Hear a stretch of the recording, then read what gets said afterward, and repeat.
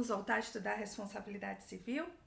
Vamos entrar agora, estudar cada um dos elementos da responsabilidade civil. A conduta humana, voluntária, o nexo de causalidade e os danos sofridos. Um aspecto antes de iniciar essa questão é ressaltar que o quanto indenizatório, a fixação do valor da indenização pelo juiz, ela não vai depender da gravidade da culpa, tá? Porque a culpa pode ser leve, levíssima ou grave. Ele não vai majorar, mensurar a responsabilidade do indivíduo, levando em consideração a gravidade da culpa. A indenização, o quanto indenizatório será fixado levando em conta a extensão do dano. Entretanto, por uma questão de equidade, o juiz pode fixar o valor da indenização, levando a questão da desproporcionalidade entre o dano sofrido e a conduta e a culpa. Situação que a culpa é leve, houve uma extensão do dano considerável, mas a culpa foi leve. Então, o juiz pode, nessa situação, analisando cada caso concreto, haver uma redução do quanto indenizatório em função da gravidade da culpa, se houver uma desproporção entre o dano e a gravidade da culpa. Lembrando que quando se fala de dolo, que é aquela intenção de causar aquele dano, essa questão da equidade não será observada, tá? Então, eu queria fazer essa consideração antes da gente estudar cada um dos elementos da responsabilidade civil. Já sabemos que a responsabilidade profissional de saúde, a responsabilidade subjetiva, né, requer a comprovação do atuar culposo, tá? Feito isso, a gente vai estudar quando é que essa conduta ela pode ser considerada para responsabilidade civil. A gente sabe que é uma conduta humana, omissiva ou comissiva, que seja feita de forma voluntária. Porque se é mediante coação, seja psicológica ou física, aí nós temos, na verdade, um vício do negócio jurídico, um vício do contrato, passível de anulabilidade. Então, é isso importante saber. Essa conduta humana, para que haja uma responsabilidade civil, seja ela omissiva ou comissiva, uma ação ou uma não ação, ela deve decorrer de uma conduta humana voluntária, porque se não for, né, se houve um dolo, um erro, uma coação, uma lesão, isso aí tratam-se de situações de vício de consentimento que leva à anulabilidade do negócio jurídico, do contrato firmado entre as partes. Tá ok? Então, a conduta humana, o médico, por exemplo, numa ação omissiva, ele deixar de agir, ele pode sim responder. Você tá lá no hospital, um amigo seu chega, fala: meu amigo, vamos ali, ó, tá tranquilo o seu plantão, vamos ali tomar uma cervejinha, vamos ali, ó, tomar um sorvete, deixa aí as coisas, qualquer coisa as pessoas te chamam. Não há outro médico no plantão, só você. Aí você sai, chega um paciente em estado de urgência e emergência, você não é atendido em tempo hábil, em tempo necessário para salvar a sua vida, vem a falecer. Inclusive, você pode responder por homicídio culposo por omissão. Pode responder sim, por homicídio culposo por omissão. Porque você tem um dever legal, o dever de agir. O profissional de saúde tem um dever de agir. Lá na responsabilidade criminal, quando a gente for estudar o direito penal, você médico é agente garantidor. O Código Penal traz lá que você tem o dever de agir, né? Aquele que tem o dever de cuidado, de guarda, de cuidar, ele é um agente garantidor e, portanto, tem a obrigação de cuidar. Você médico, ao prestar o seu juramento, você prestou juramento que tudo faria, atuaria buscando a beneficência, a não maleficência, em cuidar do paciente. Claro que sua obrigação não é uma obrigação de cura, é uma obrigação de meio. Importante aqui ressaltar essa questão do atuar médico, que é uma obrigação de meio, não é uma obrigação de resultado. A gente vai ver que só um caso é uma obrigação de resultado. A obrigação de meio, por ser a obrigação do médico, em regra geral, ser uma obrigação de meio, ele não vai responder por uma finalidade específica.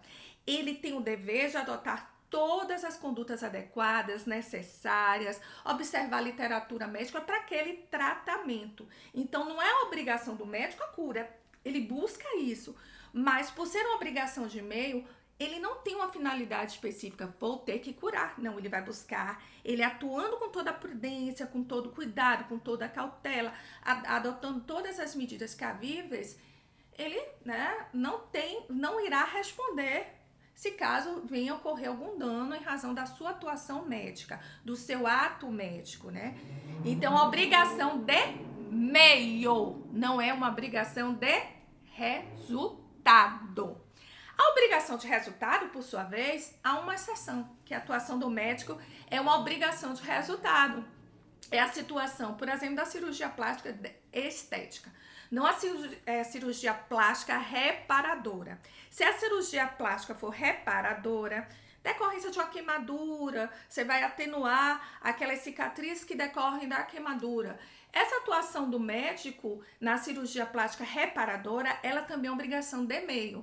Mas tratando-se de uma obrigação de uma cirurgia plástica, é obrigação de resultado, porque o médico, ele vai buscar, ele tem que atuar com uma finalidade específica, ele busca o embelezamento do indivíduo. Então, quando ele vai fazer uma cirurgia plástica no abdômen, que ele quer redução, né, tirar toda aquela barriguinha, né, que aparece, o médico diz, não, a gente vai ter o resultado assim, né? Então, é uma cirurgia de obrigação de resultado, porque você, ao firmar o contrato com o seu paciente, você assume uma finalidade específica, que é o embelezamento da pessoa, um cumprimento de embelezar a pessoa.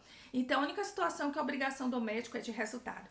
E essa questão de obrigação de meio e resultado cria uma discussão até, sendo uma obrigação de resultado, porque o médico tem que atuar numa finalidade específica, se questiona se essa responsabilidade do médico seria uma responsabilidade objetiva.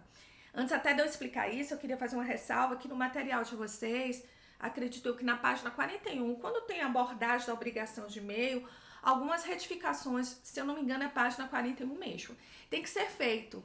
Em que sentido? Quando se fala da obrigação de meio, tem um determinado momento que se fala que essa obrigação de meio, a vítima tem que provar a atuação do médico, né, de forma negligente, imprudente ou perito, ou seja, que agiu com culpa. Eu acho que lá tem o advérbio não, dizendo que não tem que provar. Tem que provar na obrigação de meio, a vítima tem que provar o atuar culposo do médico. Então, a responsabilidade subjetiva. Quando se fala de uma obrigação de resultado, muitos, né, confundem, porque nessa situação é a inversão do ônus da prova. Então, nessa situação, não é a vítima que terá que provar o agir culposo do médico, mas o médico que terá que afastar que o dano sofrido pelo paciente decorreu de situação alheia, de fator alheio, externo ao atuar médico. Então, por isso que às vezes se confunde, como nessa obrigação sem de resultado, que a responsabilidade do médico seria objetiva. Tanto sendo a obrigação de meio quanto de resultado, a responsabilidade do médico vai ser subjetiva. Agora, o diferencial está que na obrigação de meio, a vítima que tem que provar o atuar culposo do médico. Já na obrigação de resultado, embora ela seja subjetiva, ela não é objetiva, ela é subjetiva. Cabe ao médico afastar que aquele dano sofrido pelo paciente decorreu de uma atuação do seu atuar como médico, da prática do ato médico. Então, também no material de vocês, façam essa ressalva que faltou, né, essa questão de se dizer que cabe ao médico comprovar que o dano ou prejuízo sofrido pela vítima não decorreu da sua atuação como médico.